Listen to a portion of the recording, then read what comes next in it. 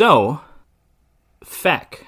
Yes. What do you think of Grizzly overall? I wasn't super enthralled when I was watching it, but, Right. it had some good moments.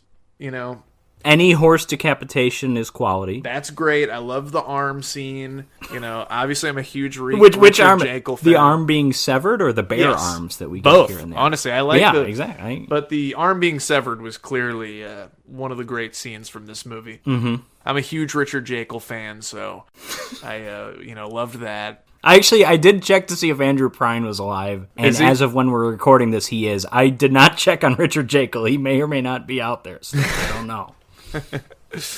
Well, here's hoping. If you're still out there, Jekyll, give us a call. Oh, you know what? He has the Tanya Roberts death in this movie. That's true. He's killed, he's buried, then he comes back just to die again. That's so true. That's sadly true. Wow. There needs to be like a meme with Tanya Roberts' face over him on that scene. I know. I'm Finally, sorry. a meme for everybody. Finally.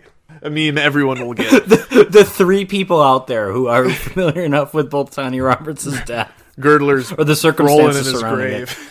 it, and Richard Jekyll's performance in Grizzly. Well, who knows? Girdler might not be dead. He might just be in the ground, just waiting to come back. You never know.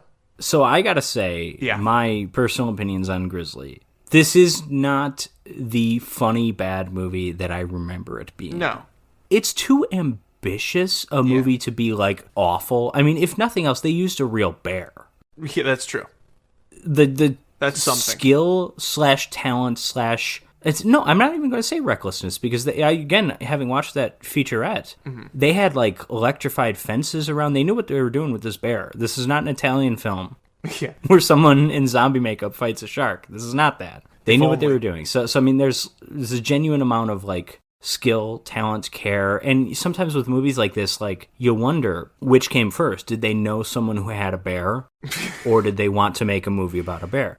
In this case, I don't truly know, because I know what came first is someone saw Jaws and wanted to rip it off, and quickly.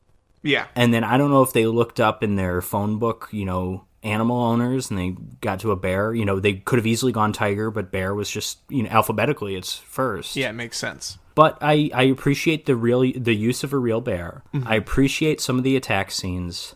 And I do think it's an interesting kind of blend of exploitation and kind of mainstream filmmaking, where sometimes they kind of blend in sort of an interesting way, where like a movie that's not going to show any nudity, not going to have a lot of swearing, and it's going to have wholesome music at the opening credits, and the John Williams kind of score here and there is also going to show a 4-year-old kid get his leg ripped off. Like, that combination's kind of interesting to me. Yeah, I would appreciate agree. that. That's really what I get out of Grizzly. Like, overall, like, it's still, maybe it's nostalgia at this point, but I still enjoy it a lot. Yeah, it was interesting. I don't watch a lot of, like, fully outdoor animal horror movies, honestly. So, okay. I enjoyed it, though. You ever seen Stanley? It's like a Willard ripoff, but with snakes. I've never seen Willard still. Well, it's like the original Willard. Either version. It's like a ripoff of that, but with snakes, and it's all outdoors. Oh, now this is different than right? Yes, it is. There's a movie that's just 5 or 6 S's strung together, and it's a snake movie? It's not that. Okay. This is a different snake because movie. That is a movie. I know. I'm aware of that one, too. I haven't seen it. Okay, Stanley. What's a scarier is the snake name named Stanley? I think the snake is named Stanley, yes. So it's like Ben. Yeah, it's kind of like Ben, yeah. But except there is a character in it who's like Willard. Like, there's a main guy. Okay. Who, like, has snakes at his beck and call. I was just thinking about this earlier. When I go to a zoo, and this is part of why I enjoy Grizzly. Bears are some of the few animals that I will appreciate seeing at a zoo, even if they're doing absolutely nothing. Yeah. There's kind of a hierarchy or like a tiers of zoo creatures, zoo animals. Mm-hmm. And some, it's like they're only fun to see if they're doing something. Yes. And I think even there's some animals that, they're doing something so often that you kind of forget about that and you just say like, oh, I always love spider monkeys. They're always so much fun. But like really, if you go to a zoo and spider monkeys are just like sitting down combing their hair or something. Like, that'd be the most boring thing ever. I don't know. Spider monkey combing its hair is kind of cool. Well, combing its hair, sure.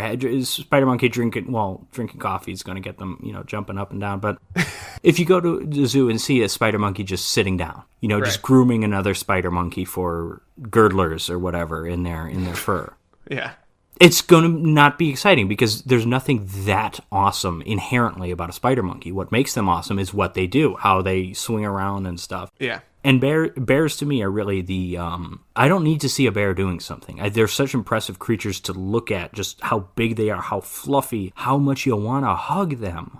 Uh-huh. Even though they can rip someone's arm off or a child's leg. Or a horse's head, even though they have that capability. Even though they bury their half-dead prey and only to eat it 5 seconds later. Even after what they did to Richard Gink, what was his name? Well, that's Richard Dreyfuss. Forgot his name already.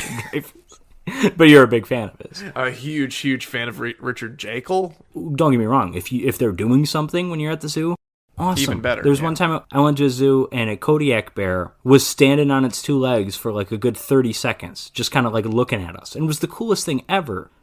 Which also reminds me, come to think of it, a huge missed opportunity to not use the helicopter propellers, right? The bear's standing on two legs right next to the helicopter. You would think that they would do that at some point. I mean, it made perfect sense. They blew it up, so I'm not going to complain too much because we got a grenade launcher or whatever. But, like, we're almost setting up for that with how close it is to the helicopter, how it's standing on two legs. Uh-huh. Yeah, maybe that's what they do in the Italian movie. Anyways, the reason I brought that up is, to me, snakes are that, and I understand a lot of people, snakes are boring at a zoo because they don't move. They just sit there, but I think they're just such neat animals. So it sounds like I'm going to love Stanley. Yeah, well, Stanley might be your movie. Does the snake have cameo appearances in the Marvel films, too? Well, are you saying Ben does? Wait, no, Stanley. Stan Lee. Oh, I see what you're saying. I thought you were alluding that the rat in, like, Endgame or something was Ben. I do think that Ben is the rat that lets Paul Rudd out of the quantum realm in Endgame. Oh, I don't remember that movie. I saw it. I don't remember a rat. I don't know what the quantum realm is. I'm sorry. I don't really know what it is either, but Is that the thing that Ziggy the computer controls and Al is a hologram for? And I don't even know. I don't know what that is. Quantum Leap. I see. Scott Bakula. I never ended up watching Quantum Leap.